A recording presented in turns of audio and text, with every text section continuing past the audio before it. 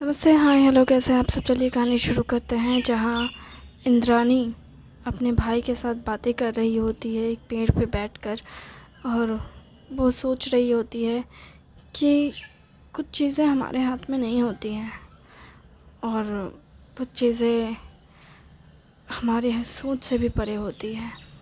वो अपने भाई से सारी चीज़ों के बारे में बात कर रही होती है, जिस पर उसका भाई कहता है, ईशांत, कि तुम्हें ज़्यादा चीज़ों के बारे में नहीं सोचना चाहिए, रिलैक्स रहो। जिस पर रानी कहती है, आपको पता है कि मैं क्या देख रही हूँ। जिस पर वो कहता है, हाँ मैं जानता हूँ, जो तुम देख रही हो वो मैं भी देख रहा हूँ, लेकिन कभी कभार कुछ चीज़ें हमें देखकर अनदेखी करना चाहिए ताकि हम खुश रह सकें और लोग खुश रह सकें। क्या हमें सच में लोगों की खुशी के बारे में सोचना चाहिए? जिस पर वो कहता है, नहीं, हमें खुद की खुशी के बारे में सोचना चाहिए। हमें खुद को बेहतर बनाना चाहिए।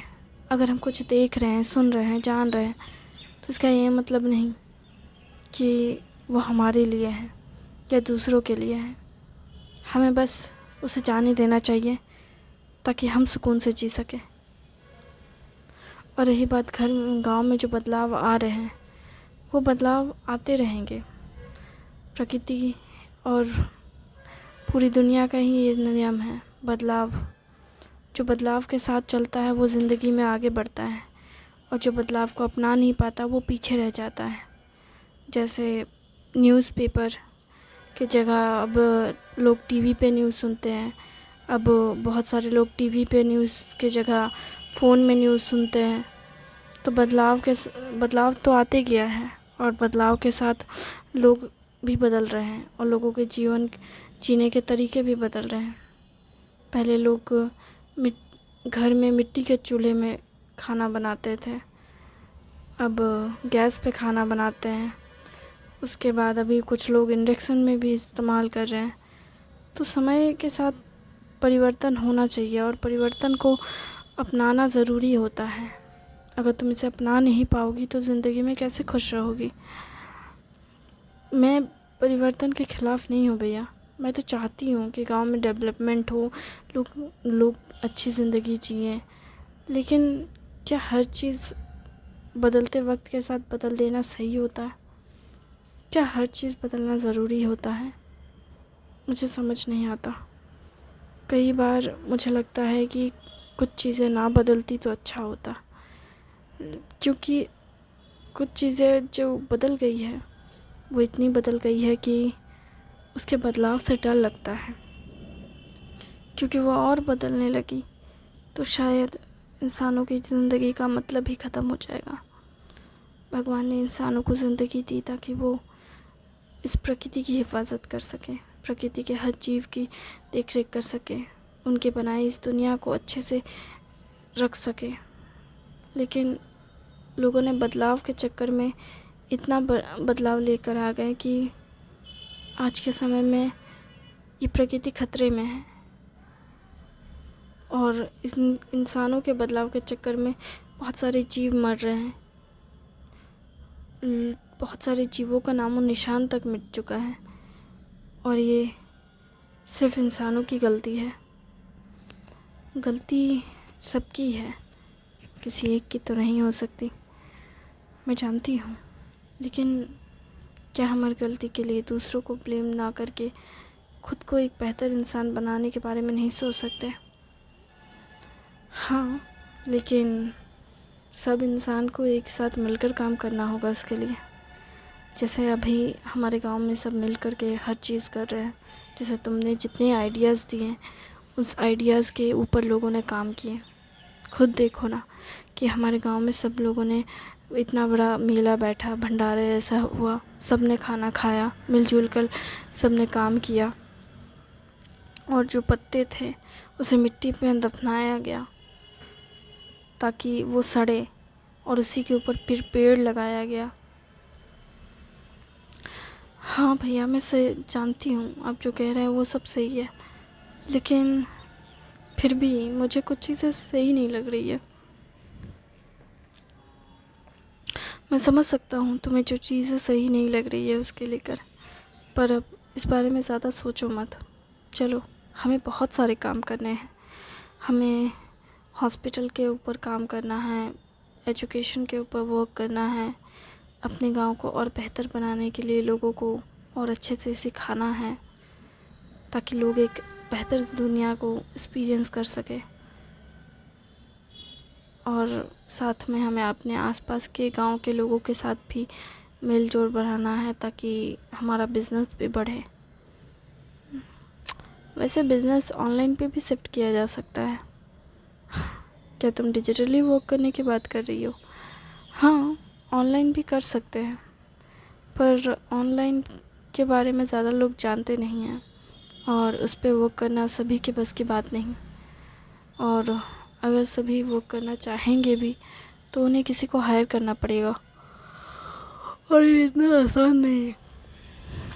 मुझे पता है, आसान अगर होता तो हर कोई कर लिया होता। हर किसी के लिए हर चीज़ आसान नहीं होती है, लेकिन हर चीज़ हर किसी के लिए पहली बार ज़रूर होता है, और उसे पहली बार में बहुत कोशिश करनी होती है। लेकिन इंसान अगर कोशिश नहीं करेगा तो ज़िंदगी में आगे नहीं बढ़ सकता। इसलिए कोशिश तो करनी चाहिए, ताकि वो एक बेहतर इंसान और आने वाले वक्त में बेहतर कुछ कर सके। तुम्हारी बात सही है, लेकिन क्या ये करना सही है? सही या गलत मैं नहीं जानती, पर आप जैसा चाहते हो वैसे करने के लिए हमें खुद को बेहतर बनाना होगा और लोगों को भी जागरूक करना होगा। सबसे बड़ी दिक्कत तो यही है कि लोग अभी भी बहुत सारी चीज़ें एक्सेप्ट नहीं कर पा रहे। आपने खुद ही देखा है, गांव में लोगों को मैंने बताया, समझाया कचड़े को लेकर के, लेकिन अब भी गांव के लोग कचड़ों को ऐसे अलग थलग नहीं करते हैं, सब एक ही साथ मिक्स करते हैं। जबकि सबके घर के आसपास नालों में के ऊपर ही बना दिया गया है कचड़े का, लेकिन फिर भी लोग अपनी हरकतों से बाज ही नहीं आते। मैं जानता हूँ, लेकिन इसमें तुम क्या कर सकती हो? तुम बता सकती हो, लेकिन तुम उन्हें वो करने से रोक नहीं सकती जो वो नहीं करना चाहते। पर हमें उन्हें समझाना चाहिए ना। इंसान तब तक खुद नहीं समझ सकता जब तक वो चीज़ उन पे नहीं बीतती। जब किसी का बुरा वक्त आता है तभी इंसान उस वक्त को से सीखता है, वरना उससे पहले वो कुछ नहीं सीखता। और चाहे कुछ भी कह लो, इंसान ऐसे ही है। इंसान को सिखाने के लिए वक्त बदलता है, तब जाकर इंसान खुद को बेहतर बनाता है। वरना अपने से इंसान अगर बेहतर बन चुका होता तो ज़िंदगी में उसे कभी कोई तकलीफ़ होती ही नहीं। इंसान को तकलीफ़ होती है ताकि वो कुछ सीख सके, उसे परेशानी होती है ताकि वो खुद को बेहतर बना सके। हर किसी को मौका नहीं मिलता खुद को बेहतर बनाने का। कुछ लोग तो खुद कुछ कभी जान ही नहीं पाते हैं और उन्हीं चीज़ों में उलझ कर रह जाते हैं जैसी इस दुनिया में बाकी लोग उलझे हुए हैं। इंद्रानी का भाई ईशांत उसे गले लगाकर उसे शांत कराता है और उसे कहता है, रिलैक्स, मैं हूँ ना, मैं हमेशा तुम्हें समझूंगा, जानूंगा और तुम्हारे लिए एक बेहतर इंसान को ढूंढूंगा जो तुम्हारा अच्छे से ख्याल रखे। इंद्रानी कहती है, क्या मतलब भैया? यही कि दादी चाहती है कि तुम शादी कर लो। क्या आप भी दादी की तरह बातें कर रहे हो? मैं अभी 18 साल की हुई हूँ। कोई बात नहीं, अभी तो बहुत सारे काम ख़त्म करने हैं। इसके बाद अभी 2-3 साल बाद ही शादी की बात करेंगे। तब तक लड़के को डेट करना चाहो किसी को तो डेट कर सकती हो। भैया, मैं गांव से बाहर जा नहीं रही हूँ, तो मैं कहाँ डेट करूँगी और किसको डेट करूँगी? तुम्हें गांव के अंदर लड़कों की कमी है क्या? अच्छा, गांव के अंदर सब तो यहाँ बोलेंगे भाई भाई है, बहन बहन है, भाई बहन है। तुम तो इस गांव के हो भी नहीं, तुम तो शहर की हो। वैसे राघव के बारे में क्या सोचा है? भैया, आप बोलना क्या चाहते हो? ज़्यादा कुछ नहीं, मुझे लगता है वो तुम्हें पसंद करता है। आपको ऐसा क्यों लगता है? और क्या तुम्हें नहीं लगता? तुमने उसकी आंखों में नहीं देखा? इंद्रानी अपनी आंखें झुका करके इधर उधर देखती है और कहती है, नहीं, मैंने नहीं देखा। तो ईशांत उसकी चेहरे को अपनी तरफ करता है और कहता है, तुम्हारी आंखों में साफ दिखता है। वो गधा कह नहीं सकता और तुम उसके प्यार को देखकर भी अनदेखा कर देती हो। क्यों? क्योंकि वो कहता नहीं है इसलिए? तुम उसके मुंह से सुनना चाहती हो इसलिए अनसुना कर रही हो ना? नहीं, मैं ऐसा कुछ नहीं कर रही हूँ। मैं तो बस चाहती हूँ कि वो अच्छे से सोचे और मैं उसे वक्त दे रही हूँ। मतलब तुम मानती हो कि तुम जानती हो ये सब? भैया, आप ना मुझे अपने बातों में फंसा रहे हो। मुझे आपसे बात नहीं करनी। फिर इंद्रानी पेड़ से उतर जाती है और फिर जाने लगती है। ईशांत उसके सामने आता है, अच्छा ठीक है, मैं तुम्हें नहीं छेड़ूंगा। मुझे बताओ, क्या तुम्हें उससे प्यार है? इंद्रानी अपनी पलकें झपकाने लगती है और थोड़ी घबराने लगती है और कहती है, आप ये कैसी बातें कर रहे हैं? जिस पर ईशांत कहता है, मैं कुछ गलत तो नहीं कह रहा हूँ। मुझे लगता है कि उसे प्यार करना गलत नहीं है। वो बहुत अच्छा इंसान है और तुम लोग बचपन से साथ में रहे हो। तुम बड़े होने के बाद, हालांकि ज़्यादा वक्त तक तुम साथ नहीं रही थी उसके, बहुत कम वक्त तक साथ रही, लेकिन जितने भी वक्त तक तुम उसके साथ रही, वो बहुत अच्छा इंसान है। हाँ, मुझे पता है वो अच्छा इंसान है, लेकिन आपको इस सब के बारे में नहीं सोचना चाहिए। मैं तो सोचूंगा, क्योंकि इधर से मेरी बहन है तो उधर से वो मेरा दोस्त है और मैं दोनों की फीलिंग्स को अच्छे से जानता हूँ। और मैं अपने दोनों दोस्तों की फीलिंग्स, मतलब अपनी बहन और अपने दोस्त की फीलिंग्स को बहुत एडमायर करता हूँ। और मैं खुश हो दूँगा अगर मेरी बहन को ऐसा लड़का मिले जो उससे इतना प्यार करता। आपका क्या? आप जो मुझे इतना छेड़ रहे हो? देखो, मेरी लाइफ को छोड़ो। हाँ हाँ, आपकी नज़रों में भी कोई है। इंद्रानी फिर अपने भाई को छेड़ने लगती है और कहती है, मुझे लगता है आपके आंखों में किसी को तो चेहरा दिख रहा है मुझे। ज़्यादा कुछ नहीं है। ईशांत घबरा कर अपना चेहरा मुंह फेर लेता है और कहता है, देखो, अगर कुछ है भी तो उससे क्या ही फ़र्क पड़ता है। मैं बीमार पड़ गया और मेरी पढ़ाई छूट गई और अब मैं पढ़ाई नहीं कर रहा हूँ। जिस पर ईशांत की बातें सुन इंद्रानी कहती है, आई एम सॉरी भैया, ये सब मेरी गलती है। अगर मैं ऐसी नहीं करती तो आपको पढ़ाई नहीं, अब मेरी वजह से ज़्यादा मत सोचो। नहीं, ये सब मेरी गलती है। अगर अंकल ने ये सब मुझे यहाँ लाने के लिए, मेरे साथ मेरे ऊपर एक्सपेरिमेंट करने के लिए आपके साथ ये सब किया, अगर मैं यहाँ होती तो शायद वो ऐसा नहीं करते आपके साथ। ये सब मेरी गलती है। वो ये बात कह रही होती है तो शांत उसके सर पे मारता है और कहता है, अगर ये सब ना हुआ होता तो मुझे तुम्हारे दिल की बात कैसे समझ आती? जो होता है अच्छे के लिए होता है, ये बात एक्सेप्ट कर लो। क्योंकि मुझे तो बुरा नहीं लगा, क्योंकि इतनी खूबसूरत, मतलब इतनी मज़ेदार पावर्स मुझे मिले हैं। मतलब मैं किसी के दिमाग में घुस सकता हूँ, किसी के दिमाग को चाहूँ तो कंट्रोल कर सकता हूँ, यहाँ तक कि मैं बहुत सारी चीज़ें कर सकता हूँ। मतलब इतना मज़ेदार काम, इतना मज़ेदार एनर्जी मिली है। मेरे वॉल्यूम्स, मेरे चलने फिरने, मेरी स्पीड, एवरीथिंग कितना कितना अमेजिंग है ये, कितना पावरफुल है ये। आप ना बस मेरा मजाक उड़ा रहे हो। मुझे लगता है मैं मजाक उड़ा रहा हूँ। देखो, मैं प्यार से कहता हूँ, मुझे बहुत मज़ा आया।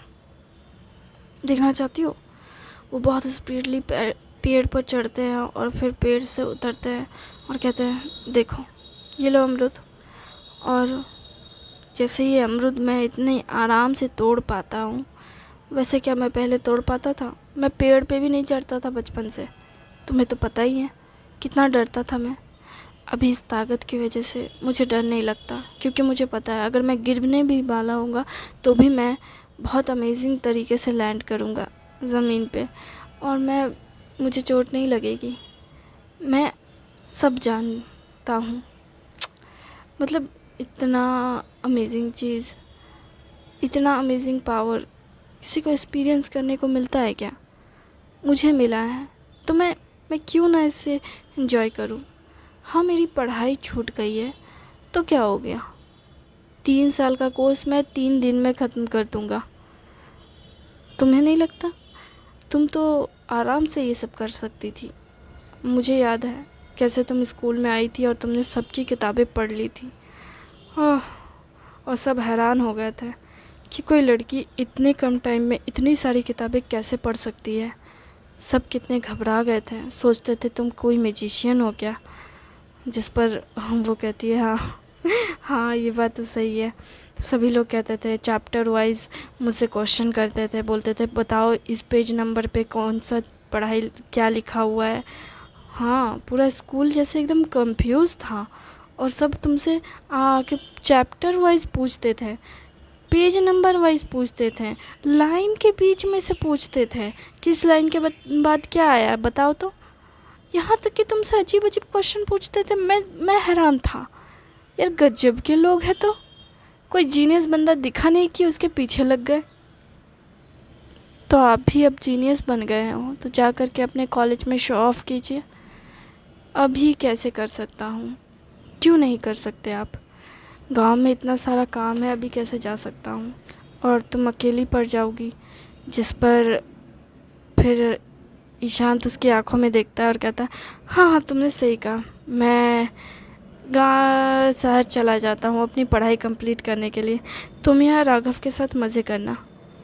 इंद्रानी कहती है ये कैसी बात कर रहे हैं आप? क्या तुम्हारी आंखों में साफ दिखता है? तुम मुझे यहाँ से भेज कर अपने प्यार के साथ आराम से रहना चाहती हो। क्या मैं गलत हूँ? नहीं, मैंने कब कहा कि मैं ऐसा कुछ चाहती हूँ। पर मैं तो देख सकता हूँ। ईशांत और इंद्रानी दोनों ही चलते चलते ऐसे ही घर पहुँच जाते हैं, जिस पर उसके पिता कहते हैं क्या बात है, तुम लोग अचानक से यहाँ से चले गए, क्या हुआ है? क्या बड़ों की बात का बुरा लगा है तुम्हें? बड़े जो कह रहे हैं वो गलत तो नहीं है ना? पिताजी ऐसा कुछ नहीं है, ईशांत कहता है, और कहता है इंद्रानी का बस कह रही है कि हम बड़े चाहे कितनी भी कोशिश कर ले, बच्चे वही करेंगे जो उन्हें सही लगता है। हम उन्हें रोक नहीं सकते। अगर हमें उन्हें रोकना है तो उन्हें शुरुआत में ही रोकना होगा। अगर किसी चीज़ की शुरुआत ही नहीं होगी तो उसका अंत भी नहीं होगा, लेकिन अगर किसी चीज़ की शुरुआत हो गई तो उसका अंत निश्चित है। मतलब ये कि अगर हम बच्चों को फ़ोन बचपन में ही ना दें तो उन्हें उसकी लत नहीं लगेगी, और अगर उन्हें लत नहीं लगेगी तो वो चलाएंगे नहीं, और अगर चलाएंगे नहीं तो वो बचे रहेंगे, वो अपनी पढ़ाई अपना सब कुछ पे ध्यान दे पाएंगे। लेकिन अगर उनके हाथ में एक बार फ़ोन आ गया, वो उसको चलाने सीख गए, तो वो उन्हीं में लगे रहेंगे। एक सिंपल सी चीज़ है। लेकिन जिन लोगों को इस सब की आदत पड़ गई है उनका क्या? उनके लिए हम कुछ नहीं कर सकते हैं, क्योंकि हम अगर उन्हें कहेंगे भी तो वो नहीं सुनेंगे। कोई तो ऑप्शन होगा ना? इंद्रानी कहती है एक ही रास्ता है, उन्हें जागरूक करने के अलावा कुछ नहीं। उन्हें बताएं, हाँ उन्हें बताना होगा, समझाना होगा, लेकिन वो बताएंगे समझाएंगे तब ना जब वो उस फ़ोन के अलावा किसी और जगह देखें। और अगर हम उन्हें फ़ोन में ही उनकी चीज़ें उन्हें समझाएं तो उसके लिए भी हमें बड़े बड़े प्लेटफॉर्म से बात करनी होगी, ताकि वो मतलब ऐसी चीज़ें दें बच्चों को। लेकिन ऐसा पॉसिबल नहीं है। थैंक यू वेरी मच इस कहानी को सुनने के लिए। उम्मीद है आपको अच्छी लग रही होगी।